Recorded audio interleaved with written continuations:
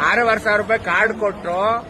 12:15 ಗಂಟೆಯಲ್ಲಿ ಗೇಟಿಂದ ಒಳಗಡೆ ಬಂದು ಇಲ್ಲಿವರೆಗೆ ಟೈಮ್ ಇವಾಗ ಎಷ್ಟು 2:15ವರೆಗೂ ಅಲ್ಲಿ ನಿಂತಿದ್ದು, ಇಲ್ಲಿ ಬಿಡಲ್ಲ ಹೋಗಿ ಅಂತ ಹೇಳ್ತಾ ಇದ್ದಾರೆ. ಇದಕ್ಕೆ ಯಾರು? ನೋಡಿ ಸರ್, ನಾವು ಹಾಸನಿಂದ ಬಂದಿದ್ವಿ.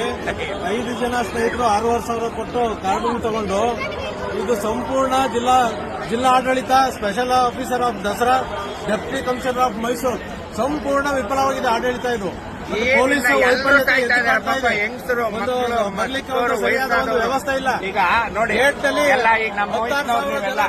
ಈಗ ನಮ್ಗೆ 65 ಅದಕ್ಕೆ ಹೊಣೆ ಏನಕ್ಕೆ ಬರ್ತೀವಿ? ವೈಫಲ್ಯ ಆಗಿದೆ. ಅನುಭವಿಸಕ್ ಬರ್ತೀವಿ. 6,500 ಕೊಟ್ಟು ಆಡ್ ತಗೊಂಡಿದ್ದೀವಿ. ಇದು ಜಿಲ್ಲಾಡಳಿತ ಸಂಪೂರ್ಣ ವಿಫಲ. ಇದು ಯಾತಕ್ಕಾಗಿ ಮಾಡ್ಬೇಕಿದು ಸರ್ಕಾರ? ಮಾಡ್ಬೇಕು? ಎಷ್ಟು ಕಾರ್ಡ್ ಇಶ್ಯೂ ಮಾಡ್ತಾರೆ ಅಷ್ಟು ಜನ ಬಿಡ್ಬೇಕು. ಇವರು ದುಡ್ಡು ಕೊಡೋಣ, ಇವ್ರಿಗೆ ಮನೆ ಮರ್ಯಾದೆ ಇಲ್ವಾ? ಅವ್ರಿಗೆ ಎಷ್ಟು ಅವರ್ ವೇಟ್ ಮಾಡಿದ್ರಿ? ಈಗ 12 ಗಂಟೆಗೆ ನಾವು ಗೇಟಿಂದ ಒಳಗಡೆ 12ರಿಂದ ಇಲ್ಲಿ ಹೋಗಿದ್ವಿ. ಸರ್ಕಾರ ಏನು ವ್ಯವಸ್ಥೆ ಮಾಡ್ತಿದೆ? 2:15 ಗಂಟೆ ಕುಡಿಯಕ್ ನೀರಿಲ್ಲ, ಮನೆ ಮರ್ಯಾದೆ ಮೇನ್ ಒಂದ್ ಶೌಚಾಲಯಗಳಿಲ್ಲ, ಪಬ್ಲಿಕ್ ಅಲ್ಲ ಎಂತದ್ದು ಇಲ್ಲ.